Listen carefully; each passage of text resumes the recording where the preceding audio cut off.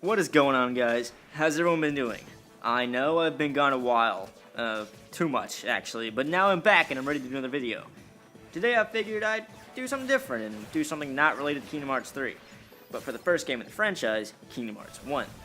See, the worlds in Kingdom Hearts are what give it its personality. Adventuring the classic Disney worlds and meeting and fighting with those characters was and still is one of the best things in the franchise. However, there might be worlds that shine brighter than others. I'm talking about you, Deep Jungle. Today I'm only doing KH1. I'm taking into account level design, music, characters, and story. So without further ado, how about we count down the top 5 best Kingdom Hearts 1 worlds, and be warned, there will be spoilers.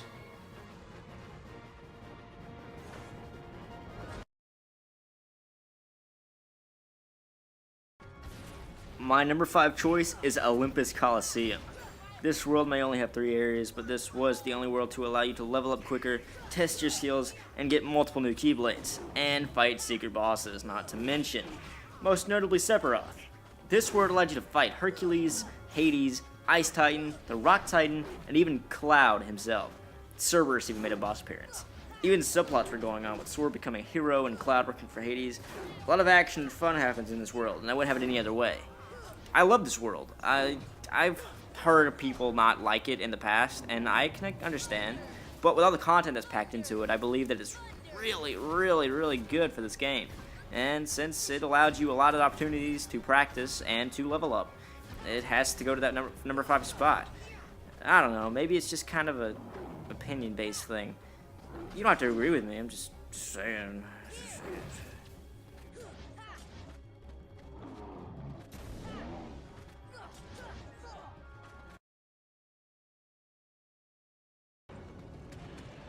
Number 4 is Traverse Town.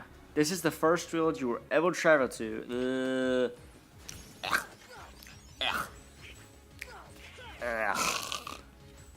Anyway, this is the first world you will ever travel to in Kingdom Hearts.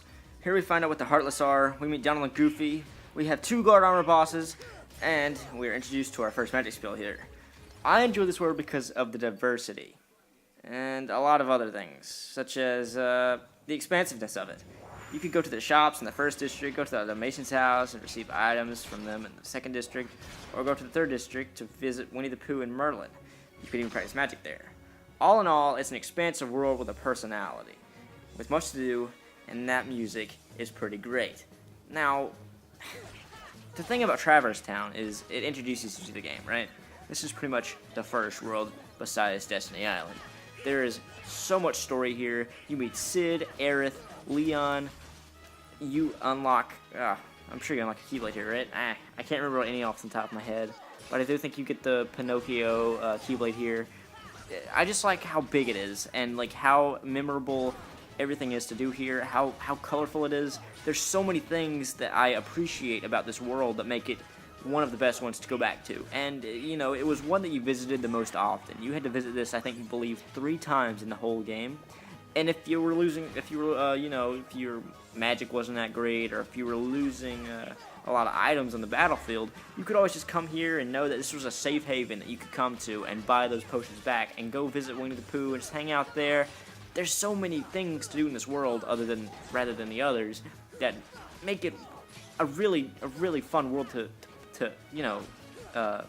play through, and that's what I like about it. Also, fun fact, the Final Mix version of the game includes a Captain America guard armor, and I like it. What? You? My number 3 pick is Hollow Bastion. This world is pretty much where the climax of the game comes into play. So much story is given to us here, and is one of the most colorful and biggest worlds in the game.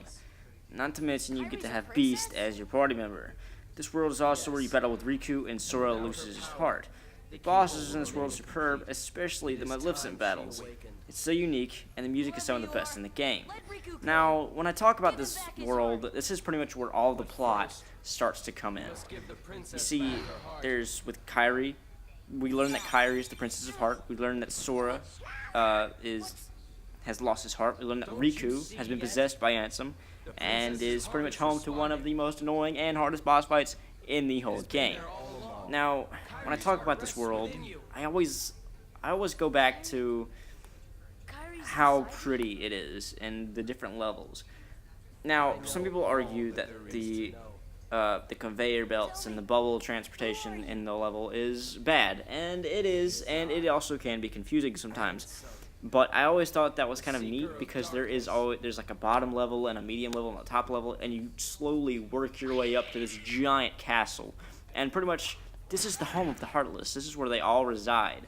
This isn't a Disney World. This is a made-up world in the Kingdom Hearts franchise, and there's so much stuff packed into it. There's the first Maleficent boss fight. There's the Dragon Maleficent boss fight. There's the Riku boss fight. There's the Behemoth boss fight inside the Darkness Heart thing. Sora musters up the courage to get his Keyblade back on right here. As you can see, Riku's freaking going at it. And, you know, there's so much, like, I don't know, plot. The plot is pretty much the main point in this world, and I love it. I love that the kind of like subplot where Donald and Goofy leave Sora because he's not the real Keyblade wielder. Riku is, but they slowly, you know, come back to him and realize that Sora can and is the Keyblade master. And it's so cool how everything plays out. And that final battle with Riku that you fight is one of the most dramatic and one of the hardest boss fights that in the game, especially on Proud Mode.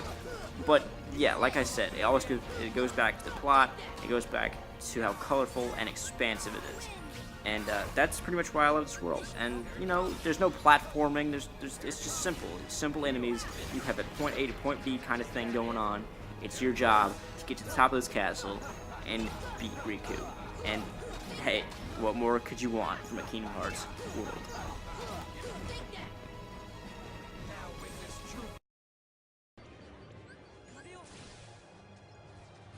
Number 2 is End of the World.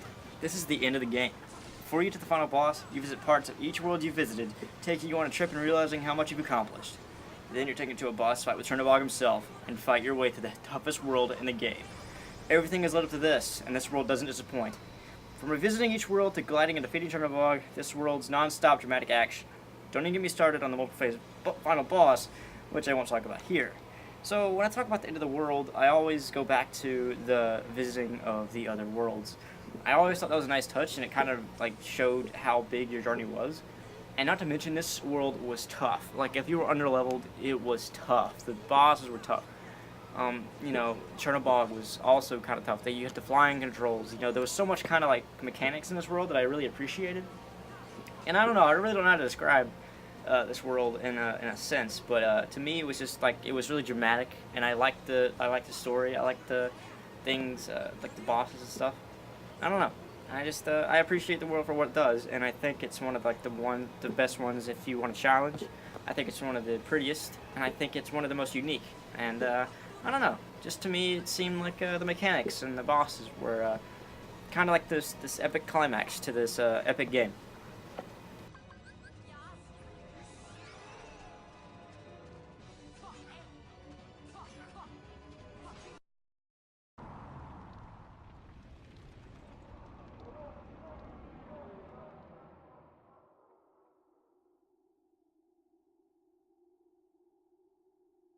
This part's totally unscripted, so let's just go down. Okay, this is one of the best worlds in the game, by far. I, you know what? Halloween Town is just one of those worlds that you can go back and play through every single time you play the game. And if I'm going to play Kingdom Hearts, I am going to play a world I enjoy. I don't want to play a world like Wonderland. I don't want to play a world like Deep Jungle. I don't want to play a world like Atlantica, okay? I want Halloween Town. This world embodies everything I want in a Kingdom Hearts world. Its story is great. Its aesthetic is wonderful. Its mechanics are really good, actually. The Keyblade that you get from it is wonderful. It has everything that you need. Sora and his Donald Goofy all get costume changes, so it's very nice breath of fresh air for the game. The enemies are all new and improved, and I love it. The boss fights are one of the best in the whole game, with Oogie Boogie, crawling out his mansion, and even like fighting him on like the slot machine. Oh, that was so cool. I don't know.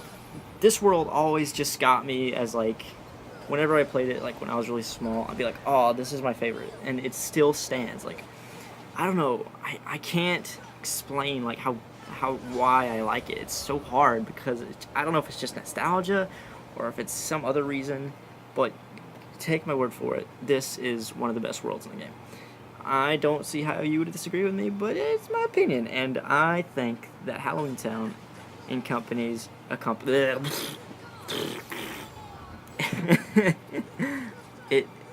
encompasses all of the things I want in a level. It encompasses good level design. It encompasses good music. It encompasses good bosses. It encompasses everything that I want out of a world in Kingdom Hearts. And I don't know. It just has its own feeling. It has its own uniqueness to it. It has its fantastic expansiveness. It has different mechanics you can use to warp around the place.